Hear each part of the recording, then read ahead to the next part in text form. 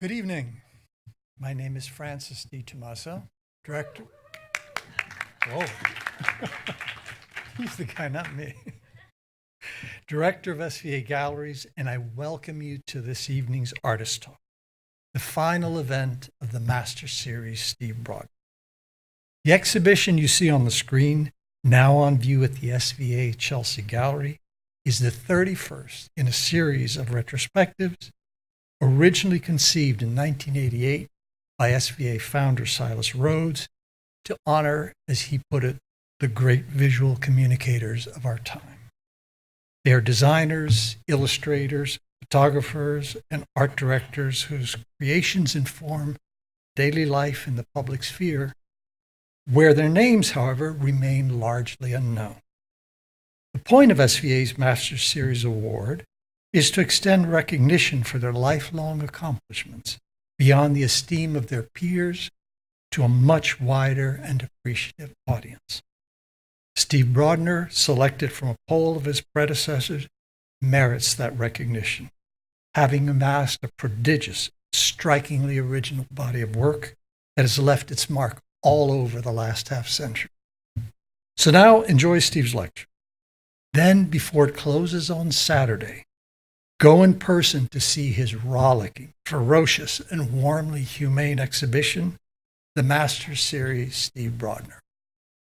And now, my esteemed friend, the master himself, Steve Brodner. Thank you, Francis. Thank you, everybody. Thank you all for coming. I'm very honored.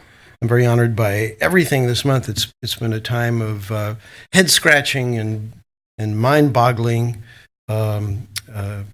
confrontation with my past, my present, and many friends who I haven't seen for a while but have graced me with their presence and their affection. The Master Series is a tremendous honor. It's not just an award given by School of Visual Arts, where I certainly have a great many friends. It's given by the school, but juried by the greatest names in American graphic arts. And how I merited that, I don't know, but my wife says, Cynthia says, just say thank you. And so, Cynthia, I'm saying thank you. Thank you to everyone involved. And thank you for the opportunity to discuss the idea of content. Content is what I'm going to be speaking about tonight. There are all kinds of illustration. Illustration is all about dreams. It is a magical process by which you, as an artist, are able to take your dream, sometimes a very complex and grotesque one, and put it in the mind of another person exactly as you have it in your mind. Filmmakers can do this, novelists can do this. You may argue that nobody can do it quite like an illustrator, because illustration has this extraordinary limitation. The limitation of an illustration is that you must be able to do this amazing thing in less than a second, because that's the amount of time we give when we look at an image anywhere, on the side of a building or in a magazine or in a book. If you notice, the mind goes back really very fast across images. In fact, motion pictures today are made with cuts that are so fast that it's even faster than just recent times. It expects our mind to be able to absorb tens of images per second in a chase scene or some kind of action flick. Our minds are capable. It does that because it works. We are capable of absorbing many cuts really fast. And so your limitation as an illustrator is to deliver this dream powerfully, compellingly, clearly, and beautifully in less than a second. Can you do it? I teach a portraits class, which is a lot of fun, but I also teach here illustration. I teach sophomores and seniors, and it's not a lot of fun. It's hard. And I've been teaching here for 25 years, and I never admitted that it's hard. But I tell my kids now, you know what? This is hard. And when I give them a graphic novel or a graphic memoir to do, it involves many pictures, right? Like a double-page spread, maybe 10, 12 panels. They think that's more difficult, but it turns out, and I wouldn't realize this unless I actually tried it to assign it, it turns out it's much easier because it releases the artist from the responsibility of compression. And compression is what makes illustration so devilishly difficult, but richly rewarding. I am honored to be an illustrator. I think it is a very high calling, and I feel it has applications in content. It has an application in delivering strong political and social messages, messages that are about what is happening to us as human beings, what it's like to be alive in the present moment. And I am not here to condemn decorative illustration, although I have to admit it's holding sway. If you go to certain shows, annual shows today, you'll find some pieces that are carriers of content, but you have to look. You have to try and find them. They're there, but what they are doing is doing the work of writing. They're doing the work of researching. They're doing the work of wearing emotion on one's sleeve and taking the responsibility of becoming a delivery system for content. And so my lecture tonight is devoted to that. I'm going to discuss a little bit about the origins of illustration and how it is absolutely connected up with the origins of print.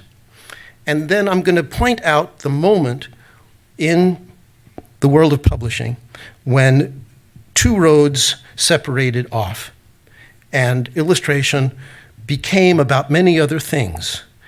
And it was left to a certain coterie of artists to keep the content going. And the strong point of view going and the responsibility of artists to carry that ball in a way that treats illustration with as much potency, power, responsibility, citizenship as writing and editing and anything else. So we start our lecture with this scrap of paper. This is possibly the very first newspaper ever printed in Germany in 1605. It translates as the account of all distinguished and commendable news. It was actually a book, not a newspaper, but it came out regularly. Johann Carolus provided handwritten news for his rich clients first, and then with movable type, put this out. And you'll notice it has illustration. It has rather intricate and beautiful illustration.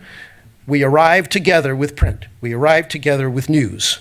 It is all the same, coming at the same time, and this is a good place to start. Public occurrences, both foreign and domestic.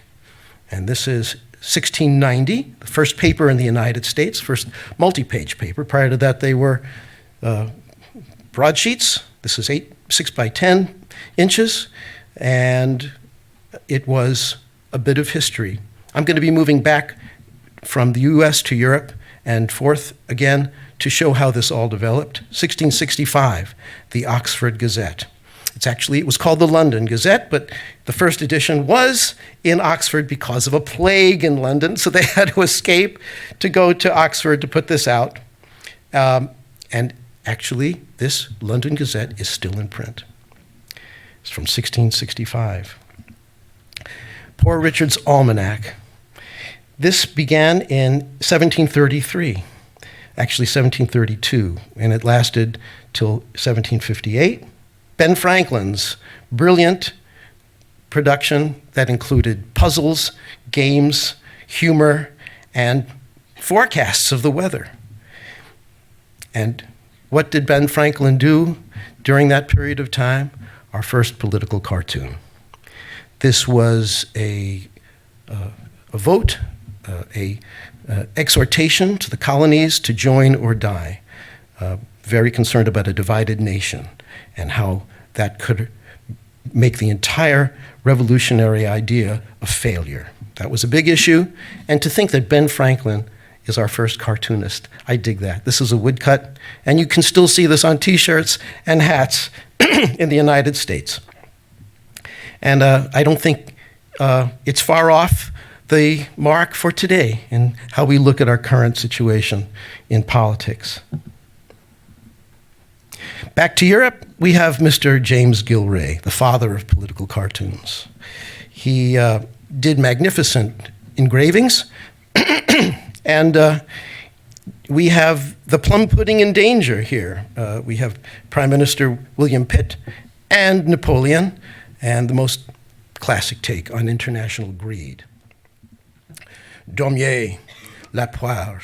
This is the pear in rendering King Louis Philippe as a pear, which got him in very big trouble in France, part of a magazine called La Caricature. And in French, poire means a stupid idiot or something along those lines.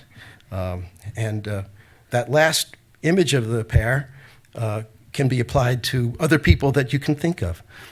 Also, if it were in color with a lovely orange hue. Look at one of his magnificent pieces, The Belly of the Legislature. And each one of these faces is going completely out of power, and somebody technical help me here. All right, look at these amazing faces. Each one is the result of intense study, and if you are a student of mine in the portraits class, we talk about meat a lot, and here he is looking at how masses of flesh crash into each other, and he was a sculptor, so a lot of these faces are from sculptures that he made out of terracotta. Here is the first American newspaper that everybody could afford. It's called The Sun, and it ran for many years. In fact, various mergings kept The Sun going until 1966, I believe. It became the World Telegram and Sun, and then the final, what was the World Telegram, the World Herald Tribune, I think, was the final moment when all these papers died that had combined and merged. But this is, look at the date on this. This is 1832, and immediately The Sun was a huge hit because everybody could afford it, and it made the newspaper a part of everybody's daily life. And what also made The Sun a very big hit was the fact that they reported that a scientist had developed an amazing telescope that could track life on the moon, and that what we saw with this telescope was an advanced civilization of moon men. And this is what it looked like. So here's illustration, engaging right off the bat, the minute press comes into being in the United States, in total bullshit. And people couldn't get enough of this. They loved it. And the New York Sun never retracted the story. So in the 19th century, people really enjoyed this idea that people on the moon were not only happy and healthy, but also could fly through the air on strange bat wings. Here's the first edition of the New York Times, 1851. At the same time, in London, we have Punch, which refers to itself as the London Charivari, which has a tip of the hat to its French forebear. We have Mr. Punch on the front page, and cartoons of great propriety in Punch, because it is the Victorian era. We cannot show anything that's unpatriotic, and we cannot show anything too lewd or rude, but Sir John Tenniel is at work, and he is one of our greatest illustrators. He does very, very fine draftsmanship and beautifully funny pieces for Punch, but of course, his best work is Alice in Wonderland, and that's what he's remembered for. At the same time, back in the US, we have Harper's Weekly. Harper's Weekly is going to be the most important journal in the world of graphics for this time. But you see, the cover here celebrates Mr. Lincoln. And the only way you could look at a president at that time was by looking at engravings. The same style as Thomas Nast would use when doing his magnificent cartoons for Harper's. So clearly, in some people's minds, Tommy's satire blended with reality. And I think that gave it extra punch. There were no movies. There was no publicly available photography of politicians. All you saw was this and this and this. And this was the death knell for the Tweed Ring. It was not only Tommy's amazing pictures, but also the New York Times coming up with revelations. And so it was in connection with the Times and Harper's pictures that finally destroyed Tammany Hall in the 1870s. Now we see the beginning of that great divide that I was talking about. You see Puck. Puck starts off in the 70s, being very influenced by Nast. It is done by Joseph Kepler, a fellow German, and a stir in the roost. What, another chicken? And all these politicians are horrified by Harper's Weekly under the wing of a little chicken with the face of Thomas Nast. So this is a big tip of the hat from Joe Kepler to Tommy Nast in the 1870s. And Kepler himself goes on to great glory as a satiric artist, not in doing woodcuts or woodblock engravings here, but as lithos with color. And this was a big advance. One of the artists for Puck was a man named Frederick Opper. Frederick Opper is the embodiment of the Great Divide. Here he is doing a self-portrait of himself as someone overloaded with rejected cartoon ideas on the cover of Puck. Incidentally, that building on Houston Street may still be owned by Jared Kushner, I'm not sure. But I try not to think about that too much. But you can still see Puck up there with that pen looking down at you.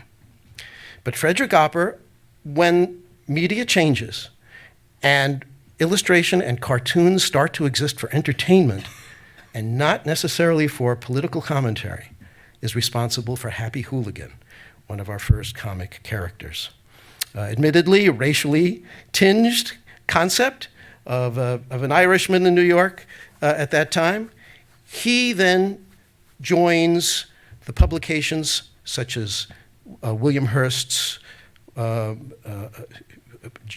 American and the Pulitzer's Daily World that employed tons of cartoonists. And there you had the opportunity for geniuses like Winsor McCay, who did Little Nemo, who expanded the boundaries of artistry of cartoons beyond anything anyone could have achieved or imagined, with great composition and color ideas and narrative phantasmagoria. George Harriman with Crazy Cat, maybe the greatest comic of all time because of writing, concept, and surreal combinations. Writing and drawing together in a way that was astonishing. You had the explosion of women's magazines, what they're called at the time. Sorry, I didn't mean to insult, but Cosmopolitan, Ladies' Home Journal, and Charles Dana Gibson, perhaps the most important illustrator of the era around 1900. And women went way out of their way to imitate the Gibson girl and dress like her and have their hair like her and wear hats like her. Fashion and entertainment and sports were fed by the explosion of newspapers. Newspapers that were in the function of entertaining people. Here is Norman Rockwell, maybe the greatest illustrator of all time. But he doesn't get political for a long time. Only toward the end of his career does he have things to say because of the civil rights movement.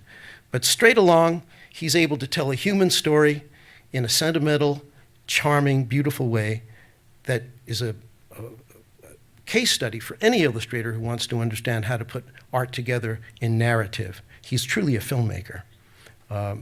But he is a filmmaker in the interest of entertaining and pleasing and flattering his audience.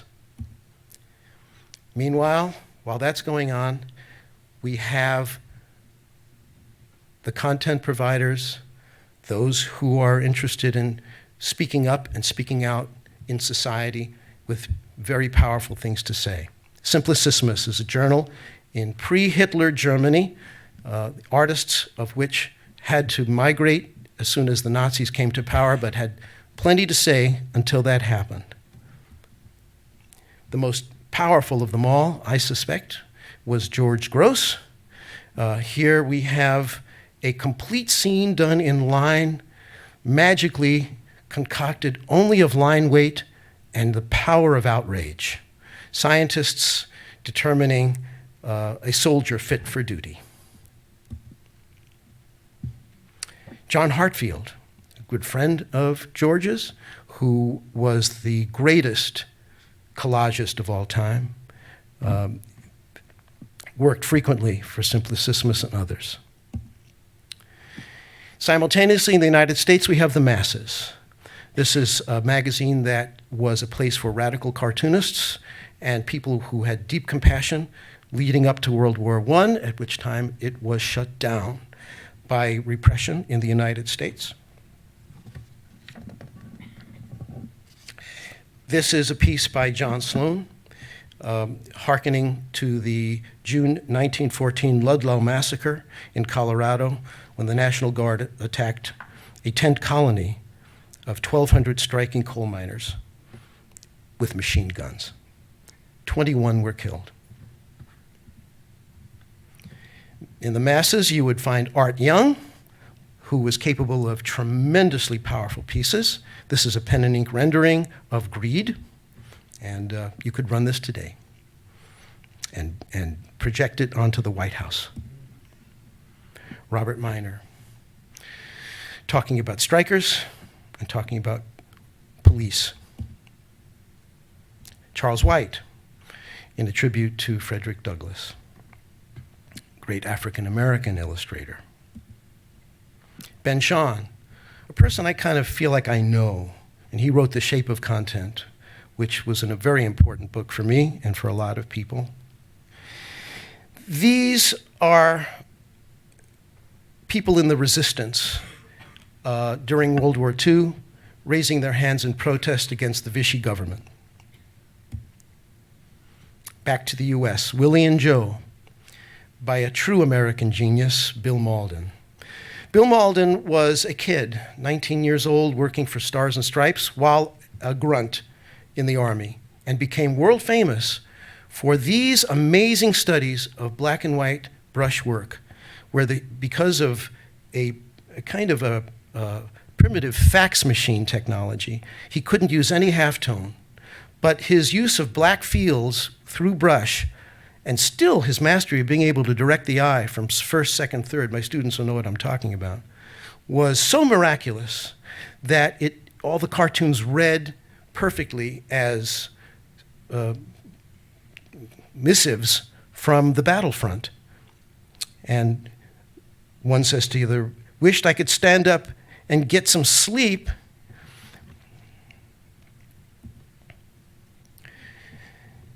In the 60s, 40s, 50s, 60s, we had very strong cartoonists in the United States. Herb Locke, at one time, was the strongest, and he covered Civil War issues and issues of corruption straight through Watergate. And here's the Vietnam War as a gussied up doll full of shells for earrings and a necklace, and LBJ is completely dominated by her while the poor wait for his attention. The best and most magnificent LBJ was by David Levine. David Levine wasn't a cartoonist per se, he was an illustrator. He is the template for just about all of us who are working in this field now, in this vein of providing strong political content. He saw a photograph of LBJ showing his operation scars, and he just took that and altered the photo a little bit and turned it into the map of Vietnam. Ed Sorel. Edward Sorel is still with us, and he is the reigning king of caricature and satire as an illustrator. He has spent his entire career getting such work and doing magnificently and making sharply pointed statements. Here he shows his opinion of Cardinal Spellman, a man of the cloth during Vietnam who supported the war and passed the Lord and praised the ammunition. Can't put it better than that. Jules Feiffer. Jules Feiffer, also still with us, and one of the keenest minds ever. He traversed human relations, the arts, and politics. And this was one of my favorites, and I think you could just run this right now. He's chewing up the Congress. He's devouring the courts. He's shredding the Constitution. We better get rid of him. We can't. Why not? Because he would tear the country apart as he eats the people who are talking. Well, we came to the right resolution on Nixon, and I think we're coming to the right resolution on Trump. Marshall Arisman. Marshall Arisman and Brad Holland marked the beginning of the powerful New York Times op-ed page.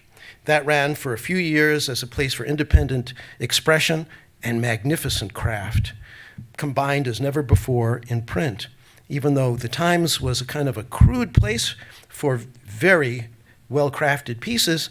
Marshall and others figured out how to use, and this is the first time, I believe, ever, a pen and ink artist was able to use grayscale as well, a combination of line and tone using an airbrush and other way out and wacky tools like a comb. Marshall has, for all these years and right up until this very minute, been just about as powerful an artist as you can find, not only as an illustrator, but also as a painter. And he teaches masters. He's the chairman of the master's program here and one of the finest people I know. Finally, before I get into my stuff, because I fit in somewhere around here, is Brad Holland. Brad Holland is absolutely one of a kind and the truest heir to Goya. Here he is one of his many New York Times pieces in the golden age of op-ed. Brad provided them with a book of hundreds of finished pieces that they still have. And he says, call me if you want to use one. And they still have, 50 years later, they still call him. And they are timeless. They are not specific, but you can make specific connections with them, and they are always available for that. Here is a deeply suspicious man wearing a newspaper hat, and he's surrounded by shadows, and you can fill in the blanks yourself. Okay, going to talk a little bit about me before we get into that stuff. Well, I promise to go faster through this next batch.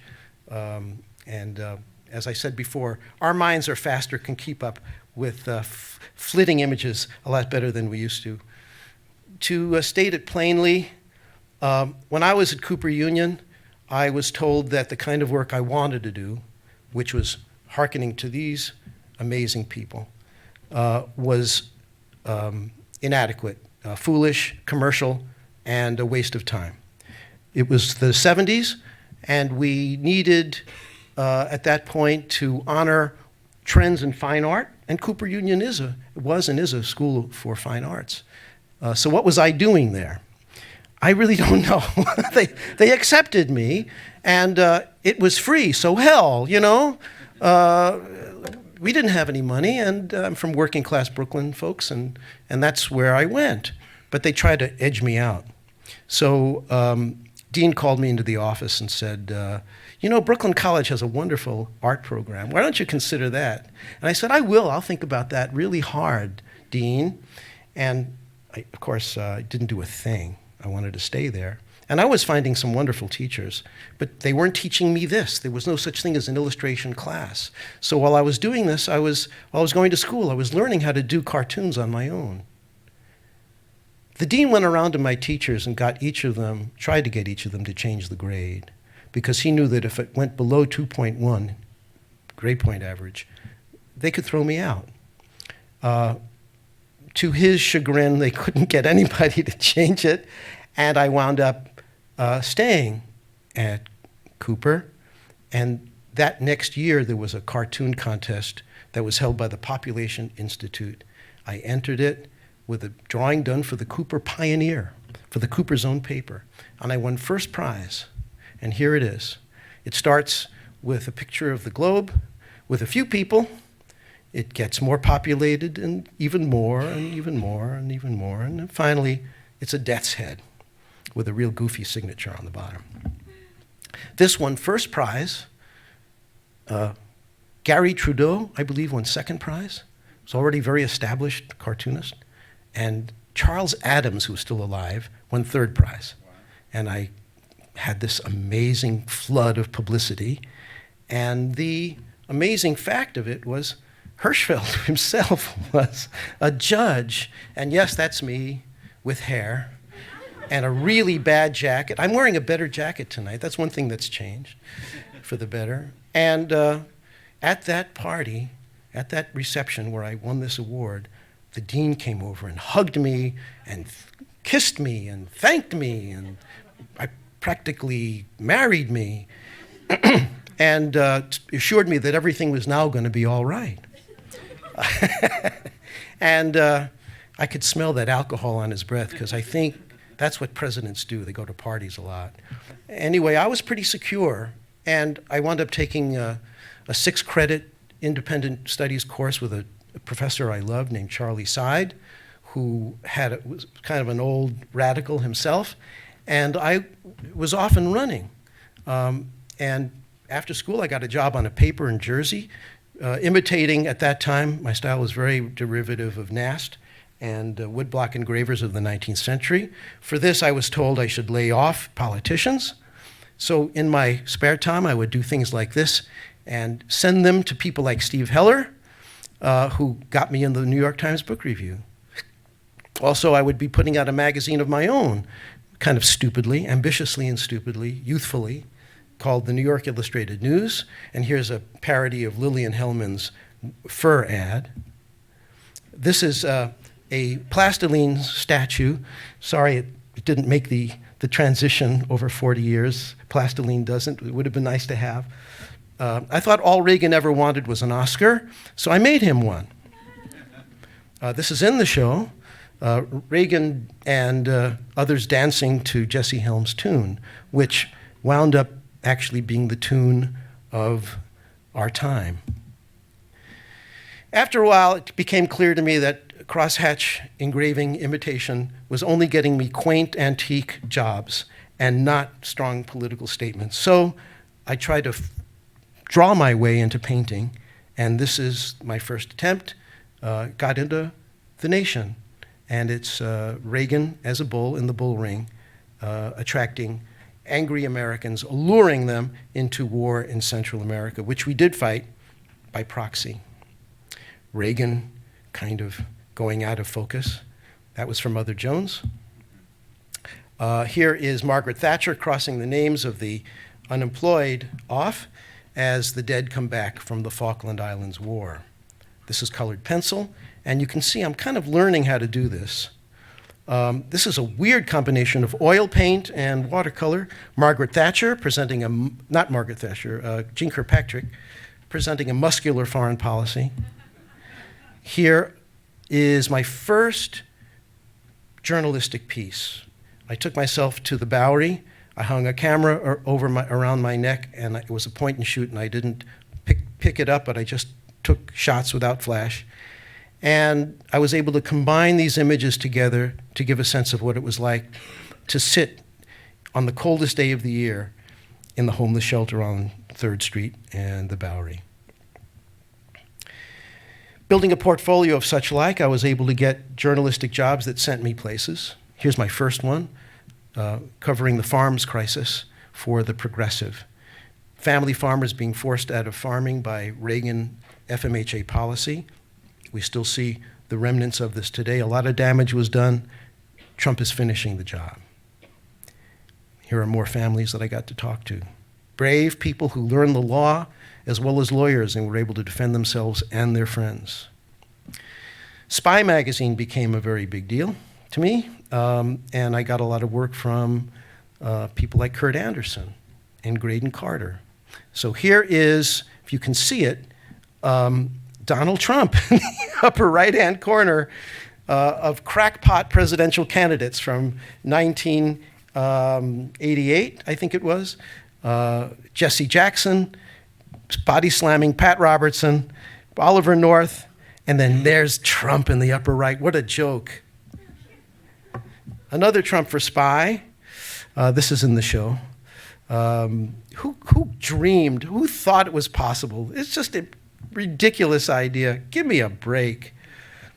Covering the 1984 presidential campaign for the Progressive. This was the Republican gang in Dallas. And let's see what it says here. Jerry Falwell on the bottom says, "This is a party dedicated to the liberation of the unborn." And Nancy says, "One more for the Gipper." I got to see Nancy up close. Nancy was about this big, more like that.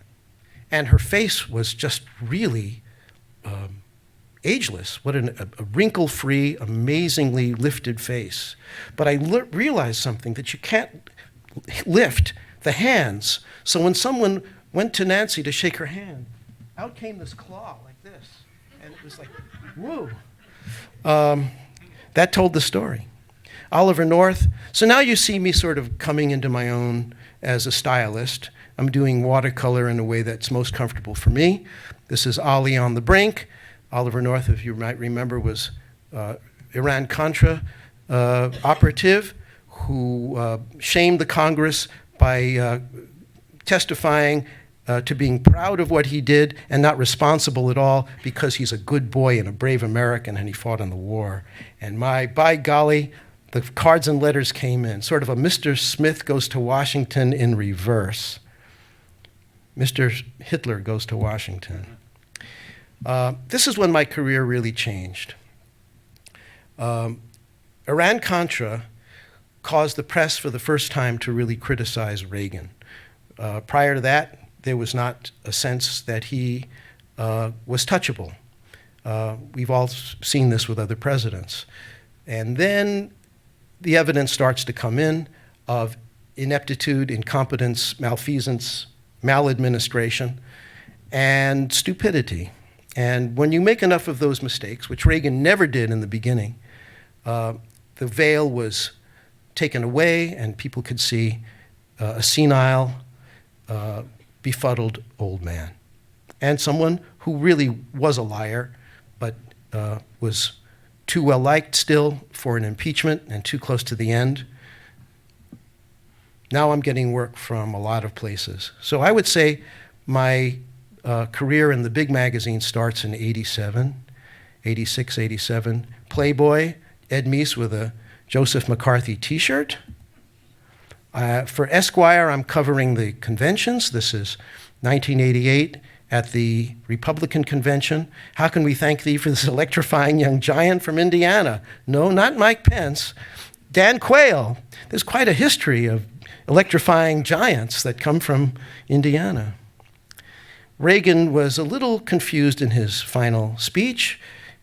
He had a cadence where he said, facts are stubborn things, and then would talk about how the Democrats had things wrong. And then finally, he flubbed the line and said, facts are stupid things, which was much more to the point, I think. Here's Dan Quayle meeting the press, getting sucked up by the lenses, and a man standing outside the Omni telling us everything we already knew. God is a Republican. George H.W. wins, but he is still kind of, even though in the front, he's still kind of disappearing in front of Ronald Reagan, who really made the biggest impression. His first national security advisor was Brent Scowcroft, who declared immediately that the Cold War is not over. So I thought he would be the perfect guy to design the DC fireworks display. This was one of the back pages I did for Esquire. 88 through 90, I was able to write and draw back pages for Esquire every month. Thanks to David Hershey and Lee Eisenberg at Esquire for trusting a young guy with this kind of responsibility. They didn't seem to mind, and so neither did I. Top Exxon executives as oil-soaked animals. You can have fun with caricature any way you like, and they had it coming. Here is a topsy-turvy idea where you have the page and you turn it upside down, you get a new image. So Helmut Kohl at the time of the reunification of Germany, and you turn it upside down and it's Otto von Bismarck. Not easy to do. George Bush reveals himself to be a major source of greenhouse gas. This piece comes after Bush acknowledges the problem of climate change. We're talking about early 90s now, late 80s, early 90s, but then after the massive money and energy spent by Koch brothers and others in climate change denial, he changes his tune. Our problems really come from this period and these people.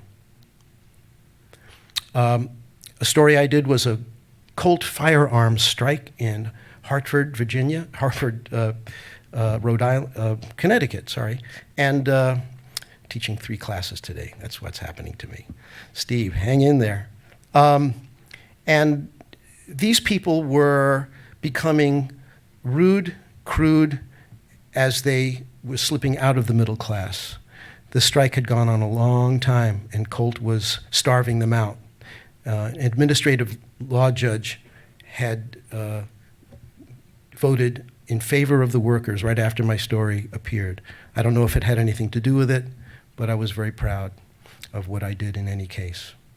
Here's the first Gulf War. Saddam consuming oil wells. This is for the New York Times. George Bush responding for the Village Voice. This is pen and ink on white scratchboard. Same technique here, Ross Perot on gun control. And now I've gotten myself a Mac II CI in 1991. And this is maybe one of the first digital pieces of art ever done in editorial. I don't know. I don't know too many people doing them at that time. But I created Bill Clinton's face by using the smear tool in Photoshop. And I did this for a little while until I realized they were not sending back the SciQuest cartridges, which cost $75 a piece. Kids today will not know what a SciQuest cartridge is, and you don't want to know. Anyway, I always wanted to draw Bill Clinton as a Jell-O mold, and actually to make the Jell-O, but this was an overnight job, so I realized if I scan in a Jell-O, I could actually smear the face in, and that was a lot of fun. More Clinton fun, I did a weekly cartoon called Tomorrow's News Tonight that got syndicated around the country, sent by fax. So I'm always looking for new technologies. And Clinton seeks a center. Newt Gingrich, Congress eats student lunches, a little play on words there. Rush Limbaugh as a very attractive asshole. And I can't imagine why Mother Jones killed this piece. I think it looks just like him. New Yorker sent me to cover the Ollie North campaign in '94. He was running for Senate and he lost. Give you a spoiler there. He was up against the worst candidate of all time, Chuck Robb, but North happened to be a convicted felon. And that's not really good for you as a candidate. When we started this tour, I asked the North campaign manager where we're going first on the bus tour. He said, well, we're going to go to that gun shop down on Route 28. And then he looked at me and realized I was with the New Yorker. He says, oh, your readers are going to love that. So here's the difference between Chuck Robb and Ollie North. Thank you, Kaylee, for arranging this. It's perfect. This is a man who was very concerned about gays in the military. And Ollie North says, yeah, we can't have them on amphibs, we can't have them on destroyers. There's no separate baths. Boris Yeltsin for the New Yorker. This was for a story by David Remnick, who before he became editor, won a Pulitzer Prize for his work in Russian news, or the breakup of the Soviet Union. Bill Clinton is the illustrated man. Everybody in the press hoping for a FaceTime with Monica Lewinsky. Here we have Cokie Roberts, who recently passed, and Tim Russert, and other people who are no longer on the scene. But Monica is still famous. Here's Bill Clinton's posture on the whole thing. The Hyde Committee is considering the evidence. Touched? Where? The madness of King Newt. Newt Gingrich went down soon after the impeachment vote because it turned out he had a Monica too. And there he is, taking the gunfire. They all miss Bill, but Newt is full of holes. But he didn't seem to really die. He's still around. In 1998, I go down to Texas and do the George W. Bush campaign, running for re-election for governor. And here he is riding the horse that had a face like his dad. And I asked a pollster at one point in one of the conventions, a GOP pollster, if the people at this stage, when they were asked, if they knew which George Bush they were being asked about in the polls. And she smiled at me and she says, "We don't know." Bush was a warm enough guy in person. He didn't seem to know a lot about national politics, but he certainly did know how to curry favor with his people. He could have remained a popular governor in Texas instead of a disgraced president. Here's the earliest known photo of George Bush getting the presidential tit. And a series of Bush poses for the New Yorker. "I know how hard it is to put food on your children," he would say. And our big question is our children learning? Al Gore as a stump of wood with little birds singing in his mouth and a little gopher coming out of his ear. My one and only New Yorker cover, I show it, not that I'm proud of the message, I was running a false equivalence between Bush and Gore. Looking back, I don't think that that's true at all. But it's a funny idea, Turkey Day. It's good for any Thanksgiving idea. After a few years, you can use this, send it to the New Yorker, see what happens. Karl Rove, the mastermind of Bush. Here is Bush as a game piece. Giuliani, at the time of the election of 2001, even though Bloomberg and Green are running, Giuliani remains as the best-known symbol of that time. While you were out funnies, Bush stealing the Bill of Rights while everyone's distracted. Wolfowitz climbing the oil wells with the statue. The home of the Whopper, Trump is serving up greasy junk food to eat, like the Iraqi Al-Qaeda Big Gulp and the AIDS wrap sliced. Cover of The Atlantic, a piece written by James Fallows, the 51st state. This is before the war. You break it, you own it. Mickey destroying the Saddam Hussein broom as in Fantasia, and all the shards of wood come down and turn into little terrorist messengers with bombs in their buckets. The idea of illustration directing the eye in one picture is a challenge. And so you use contrast and color. In this case, the eye goes right to the hands, then to Saddam, and then you're being pointed up and around to the right. And if you get the order right, you don't need to do it sequentially. You can do it all in one, but that's why you have sketching. That'll do it for you. Here's some showbiz pieces for Rolling Stone. I was the movie guy to go to the films with Peter Travers for a couple of years, Michael Jackson, and Clint Eastwood. And these look pretty similar because when Warren Beatty called me to do the poster for Bulworth, which is actually an excellent movie, he was remembering this drawing that I had done of his good friend Madonna. And he said, "You know that mouth? Can you do that for me, that thing with the mouth?" And I said, "Okay." So he sent me photographs of himself doing that, and we did the poster. The Bushanos.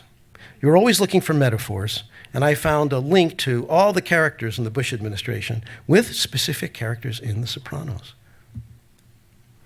More. Boehner is fleecing Obama, and Obama loves it. And that's one of the things I hated about Obama. At this point, he should have just kicked him in the balls.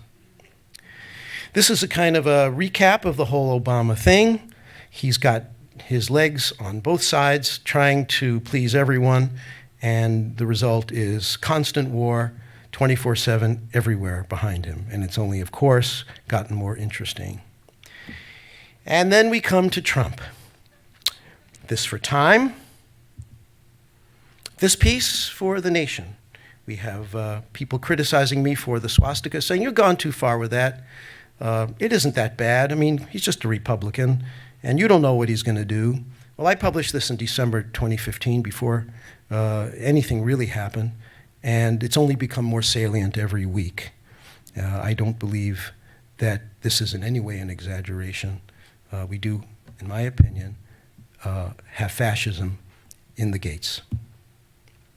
And here's the first piece I did after the election. I had a Hillary piece planned, and then I got in touch with the LA Times and I said, we can't do that anymore. What'll we do? Thought of some kind of royal family. I originally thought of the Romanovs and Rasputin. But then I came upon the idea of Charles IV by Goya, and it all just worked. Most of these people are no longer working for the government. This is pretty recent. We're up to date here. The elephant doing himself in, and the gun is a Trump gun, and it says 45, which is what he is. Using the atomic science doomsday clock, the Harold Lloyd reference of Trump hanging off the building, and of course his weight is yanking the minute hand close to midnight. And who's to say what's going to happen in the next year as he gets crazier and crazier? This perhaps is my favorite piece in the entire show. It is the Trump ring. It came out before the Mueller report, and it is based on reporting and reporters helping me at the Washington Post getting it right. So as I was sending sketches, they would be telling me, move this guy over here, Manafort belongs with Deripaska, etc. And all my text from all my research was corrected and expanded by them. So this is an example where you pitch a story, you make it happen, and then great forces come to your aid. So I'm very grateful to the Washington Post and Adam Kushner, no relation to another Kushner, and Chris Ruckin, my art director there. I'm going to talk a little bit about story. This is my guide for creating illustration. Read for essence, address the copy, write all over the text, discern relevance, pick out what's important. Students want to take a picture of this, maybe it'll come in handy, I don't know. Sketching is the important thing. Look for the main literal idea, then free associate, let visual ideas flow. Form a sentence, ask, what's my statement? Think about staging. Staging, you do rough sketches, then you do staging sketches. My students here will know. Hierarchy of images that tell the story. Where does the eye go first, second, third, etc. Composition, how dividing the space can make your elements talk. It must happen in a defined frame. That's the only way you have composition. Avoid dumb zones. You craft orthogonal shapes. Those are shapes made by living creatures. Then in your finish, the media technique, make the difference. Use of color, contrast, etc. This is an actual story I got from The New Yorker by George Packer, an anti-war piece. It shows you what can happen. In this piece, he comes out strongly against his own previous positions that had supported the Iraq War. And I'm illustrating this with photos that they send me of soldiers coming off troop transports. And so I use the photos to create different ideas that I send to The New Yorker. This shows the dead soldiers with a couple of them torn off, and behind the paper you see the grieving father. Here is a hillside of crosses. Here is a battlefield with a grinning moon of the idiotic bush head. And I thought, well, as long as I'm doing ideas they'll never accept, let's do a bigger grinning bush head. So they rejected all those ideas, and then I went back to a different one, and this is the idea: soldiers arriving in Iraq, and we see the acrid smoke coming up. They approved this sketch. They approved the finished sketch, and they killed the final. Why did they kill the final? It was a time of censorship, self-censorship, where anyone who opposed the war was liable to be punished. If you remember Phil Donahue and the well-known Dixie Chicks were all punished for speaking out. It was only till later you could tell the truth. But in this period of 2003 or so, even just showing that the soldiers were arriving with a doubt in their mind, looking up at burning oil wells and remnants of cities and bombings, was too much. You could not say in print, in imagery, what you could say in text. Do you have a question? This was for the New Yorker. Never ran.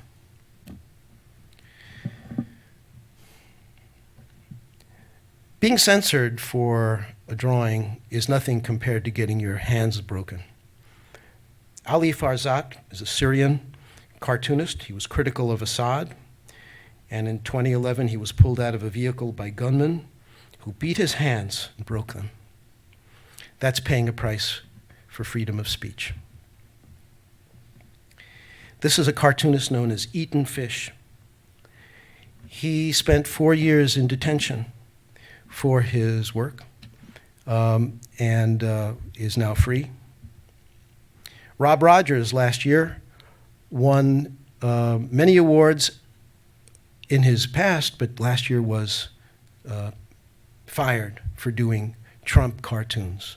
He had spent 38 years working in Pittsburgh newspapers, and the Pittsburgh Post-Gazette found it in their wisdom to hire a new editor who thought that republicanism was the same as Trumpism and could not tolerate any dissension. Michael DeAtter is a Canadian cartoonist, and just a few months ago was fired for this piece. And I'm going to end with this image. These are the 5 cartoonists and 1 writer killed at Charlie Hebdo by terrorists who could not tolerate humor and wit and freedom of speech. And we are living in a time when we must look at such acts as things that don't only happen elsewhere. We are living in a time when politicians are very happy to appeal to the basest instincts in people. People with guns, people with explosives. And before we can get back to rule of law and constitutional norms, we must be ready to pay a price for our freedom. And with that, I'd like to take some questions.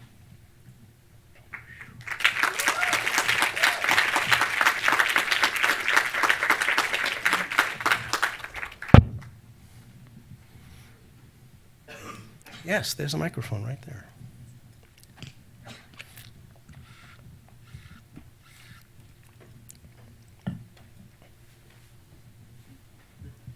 I finished on time, Francis. Your master. Marisha, are you there? You didn't think I could do it, right? If you don't ask a question, you're going to be a failure as a group. I'm going to be so ashamed of you. Arlen. Hey, Steve. How you doing? I came a little late, but I couldn't. You missed much better pieces. I'm sorry, you got the worst of it, so never mind. But I don't know if you covered the influence of Ralph Steadman in the beginning. I didn't put Ralph in there, but he belongs in there. But especially your lettering.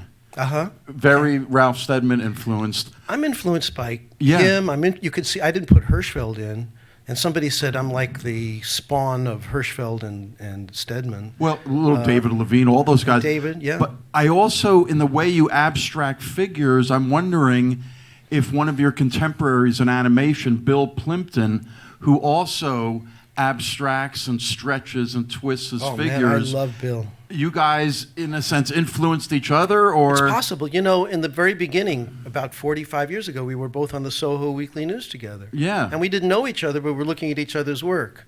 So that was, nobody remembers Soho Weekly News, but it was an attempted competitor to the Village Voice. And Bill decided that he would get out of that game. That was a mug's game. How much money are you going to get out of that to do a weekly TV parody, which is what he was doing, and then got into film and became a unique character in all of animation, doing, you know, hand-drawn animations for 30, 40 years. And each one is more brilliant than the last. I admire him tremendously. And yeah, you know, we're all influencing each other. This is a really big point. We have a beautiful culture here. I see a lot of artists here I admire whose work impacts on me. Designers, writers, filmmakers. You know, we look at animation, we think about, you know, look at all the Disney reference there. Do not be immune to what's out there. Allow everything to influence you. Let everything to corrupt you. Be corrupted by pleasure. You know, this is an absolute must, because then you just keep growing and you try things and you fail at things. And that's like the biggest, most important thing you could do is do lousy work, because then you'll say, okay, I'm not going to show that to anyone, but I learned a lot. Think of all the lousy pieces that I didn't send to Francis. You know, I would say more than half in my storage locker are things I don't want anybody to see. So come over sometime. We'll go to Central Park. We'll start a bonfire. We'll get marshmallows. But they all had value. Yeah. And so I tell my students, do bad ones. Do some bad ones. It's good. It's okay. They don't want to know what to draw. I say, draw a chicken. You'll start the motion. The motion actually kicks the machine in. And then the chicken will turn into something else. And it'd be fantastic. So, yeah. Plimpton, absolutely. Brilliant. Francis. Yes. We saw a wide variety of your works. They're as varied as, well, a really extreme one was the figures covered in oil from the oil spill. Yeah. It gets to a point where they're almost unrecognizable, down to, well, say Ollie North, which is very. But what was missing here are some of your portraits, like, for example, that one of Bob Dole, which are, I'm not going to say academic, but headed very much in that direction. And also you draw beautiful hands. I wonder why. Not an easy thing to do. And I'm not aware of that, but people have told me they like my hands. Well, I said, thank you so much. So I'm wondering why that stuff didn't appear in your... I don't know. I'm going to blame Kaylee, but I shouldn't. It was my job to pick these things. But it's a smattering, and they can go to the show and see these other things. I think you saw quite a few hands in this, right? You wanted more hands? No, I'm just saying your capabilities in... I don't think it's hard drawing hands. But I don't think it's hard drawing anything. I think you just have to look. This is what a show-off is. No, you just have to look and then do bad ones. Okay, it doesn't just pop out of your pencil. It does if you're Bill Malden or Pat Oliphant or David Levine. But that's after they've done thousands of bad ones. You don't think David ever did bad? I idolize him. He's the greatest caricaturist of the 20th century, maybe the greatest portraitist of the 20th century. But I know he must have done a lot of bad ones. He just drew every day incessantly. And so if you can just say, oh, it's okay, doesn't matter. There's more where that came from. Throw it away. Just think about the next one. It's the only picture. I had a mentor named Arnold Bergère, who was a party caricaturist, but a kind of a great soul. And he used to say, the only picture you should be thinking about is your next one. And that's it, That's why you might have noticed in this whole thing, Francis, I'm a little uncomfortable looking backward. I always want to think about the next gig. In fact, I'm going to go back. No, I'm not. I'm going to fall apart tonight. Anybody else? I'm wondering if you've seen the political paintings of Jim Carrey. I'm sure you have, but I'm just wondering if you could comment on those. Um, I haven't seen enough to comment, really. Oh, okay. But those I've seen have a lot of energy and passion, Yeah. and you know, more power to them. Let everybody get in. Let everybody do it. It's the silence that we have to worry about. It's when we don't speak out. That's what fascism needs. That's what Hitler used, the silence of the majority. I don't think we're going to do that this time.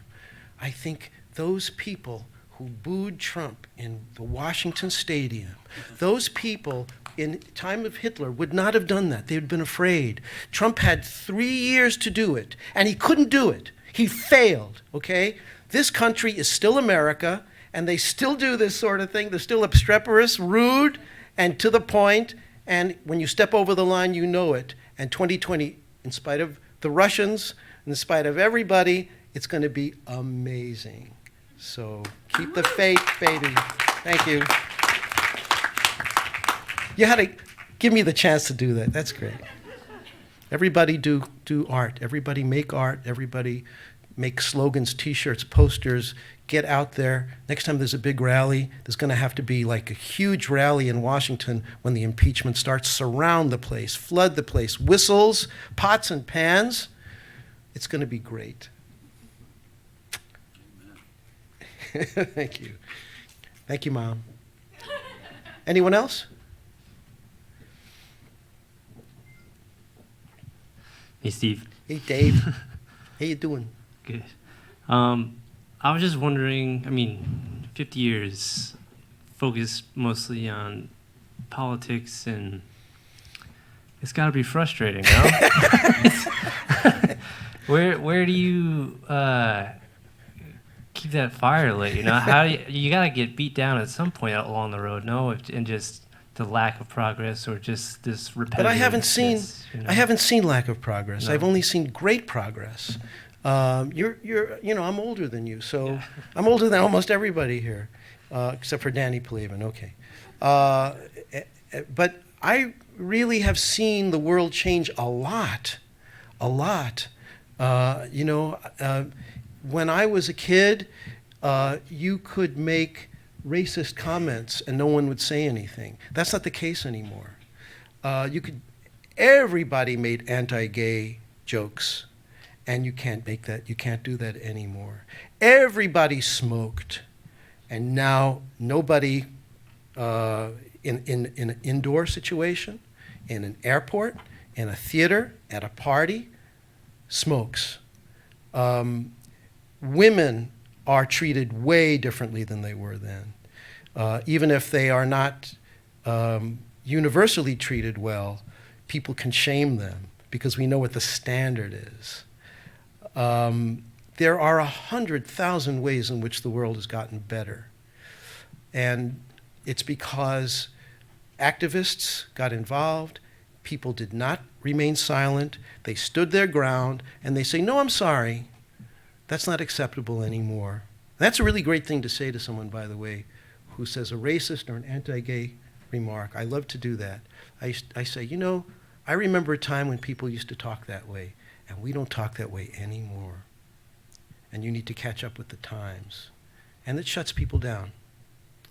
I think to be a political caricaturist and a satirist, you have to be an optimist. You have to feel as though all the horrors that you're looking at are passing. And it is true. This too shall pass away. That's what has been said through the ages. It's true of everything.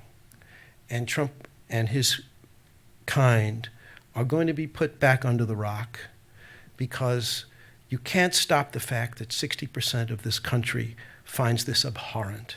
And this is not a fascist dictatorship. And this is not a monarchy. And these people are going to find out how wrong they are.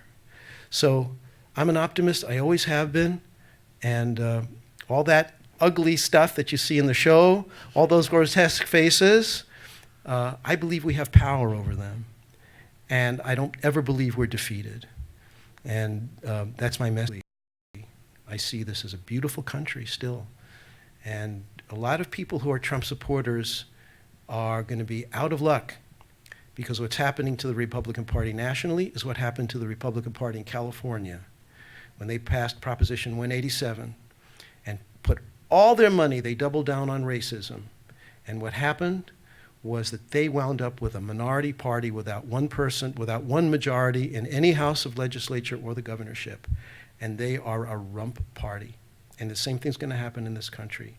Look at Texas, look at Arizona, look at Georgia. These might flip. And there were 8 million Obama voters who did not show up in 2016. They're showing up now. It's going to be very strong.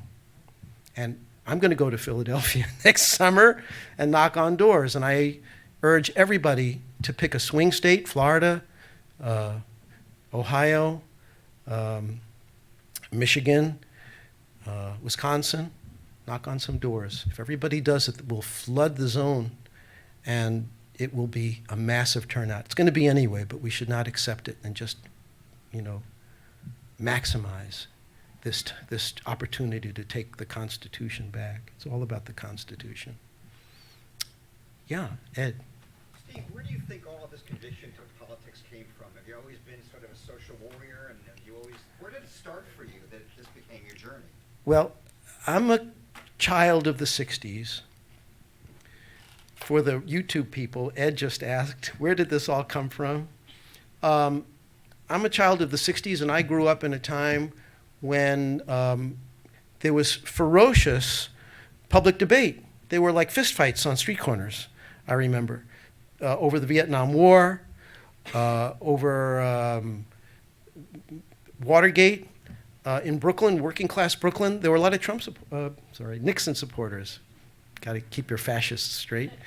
And it was a time of tremendous, vigorous action, and everybody felt that their lives were affected by what was happening. Certainly people my age who were terrified of going to war were very affected, and that's why there were all these mass movements, and that triggered all these other mass movements. So you had, civil rights, and you had women's rights, and then Latino rights and gay rights.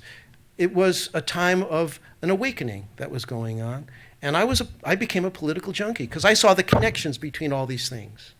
I saw that these things that you saw on the news, these abstractions that I saw on the news, I saw them actually touching and affecting and hurting real people. And that's always the case that you want to make every 4 years or every 2 years in politics. And you can't always do that because there are so many distractions. In 2016, there were tremendous distractions thrown up. James Comey and accusations about Hillary and oh, don't worry, she's going to win, or all this stuff that kept people home. And I think, thank God, now we're in a position where that's not going to be the case. People see what's at stake. But I've always been there, and some of us always are there. Some people in my life will tell me it's too much, but it is what it is for me, and it's made me the kind of artist I am. And but as I said a minute ago, I am an optimist. So it does come from a place of optimism and love, basically. You always hurt the one you love, I guess. Anybody else? Yeah, hi. Do you have a line that you won't cross? Say it into the microphone, because this is going on TV. Do you have a line that you won't cross, like with your political, I won't express. It's something I keep thinking about because of what's happening right now and how upsetting it is. It's like, how far is too far? You mean in terms of your... Well, like you see someone like Kathy Griffin and how graphic that image was and how she's like banned or whatever, and people, but like, do you have your own personal line that you don't cross? To be really truthful, my line would be in a different place if I lived in a different country, I guess. If I lived in a more repressive country, my line would be more conservative. I would hint at things, which made actually for excellent cartoons during the Cold War in Eastern European countries. Those cartoons are amazing because they had to be very clever. But if I lived in a place like London, where you have Stedman and Scarfe and Steve Bell, where you can show people with their guts hanging out and their people disemboweled, which goes back to Jonathan Swift, really, the excremental image. I could go further, I think. But I need my stuff to be published by people. And so I sort of know where I can go in terms of saying things in a very strong way, but in a way that doesn't send me off to a place where I'm not published. So I sort of have a sense of raising and lower the temperature. If I work for the The Nation, I can go so far. If I work for, say, Time magazine, not so far. Does that answer your question? Yeah. We are, to be truthful, we are and always are in a kind of commercial straitjacket here. And you have to decide where the line is in order to say what you need to say. And I manage, you know. And these days I sell mostly my ideas, so I come up with the pitch. So I read and I do the research and I do the content and the writing, and as I showed you with the Washington Post piece and many other pieces in the show, they have a byline by me. So I'm really happy doing that. Anybody else? Yes. So media companies are consolidating and the print market is shrinking. Do you see a future for illustration? Yes, I do. So illustration is doing pretty well online. The problem is we're not doing pretty well financially online, but print has lowered its fee scales as well. There are fewer jobs. There are smaller magazines. Time is not what it was. Sports Illustrated is not what it was. These places used to pay a great deal of money. When I was younger, you would get a job from Sports Illustrated. I don't know if anybody here has had this experience where they call you a page, a half page, 7 spots, and maybe a spread, and that's $15,000 that you made in 7 days. And that doesn't exist anymore. There was a time before the internet when Time magazine would call some fancy illustrator in Connecticut, like Bob Peak, for a cover, and they would send a helicopter that landed on his lawn. And Bob would come out and give them the art, and they'd pack it up and then fly away back to New York with the art. Those days are gone. It's you know, print is not king. But the internet is out there. People do need art, and what is, I think, becoming king are projects that you make for yourself. Books, videos, posters, calendars, things that you can market yourself and that you can collaborate with other people to create with. So some of my most successful students at SVA have mastered brilliantly graphic novel, graphic memoir, and video. So I think the future is great for the entrepreneurial illustrator. Not so great for those who are going to sit back and wait for the phone to ring. My phone doesn't ring anyway for anybody anymore. It's all online. But still, you need other skills. But you can do it. Okay. Let's one more question, and then we'll say goodnight. Okay. We'll say goodnight now. Before you do, wait. I just want to end on a song, and I'm not going to sing it. I'm going to just recite a song, and I love this song. And this is a song written by a good American socialist, a couple of socialists in New York in the 1940s. And this song was made famous originally by Frank Sinatra. He liked it so much that he sang it at Ronald Reagan's inauguration in 1981. And he knew who wrote that song, and probably Reagan did too. It didn't seem like a radical song then, but it does now. It's called The House I Live In. And if I can remember it, Frank says, what is America to me?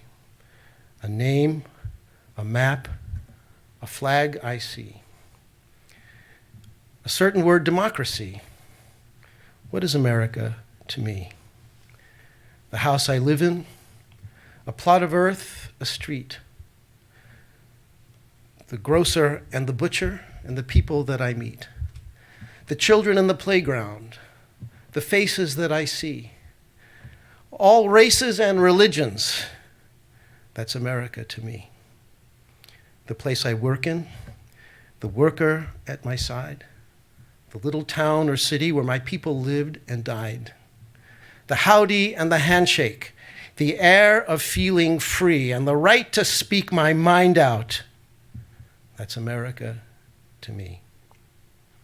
The things I see about me, the big things and the small, the little corner newsstand and the house a mile tall, the wedding and the churchyard, the laughter and the tears, the dream that keeps evolving for 250 years. The town I live in, the street, the house, the room, the pavement of the city, or a garden all in bloom. The church, the school, the clubhouse, the million lights I see, but especially the people. That's America.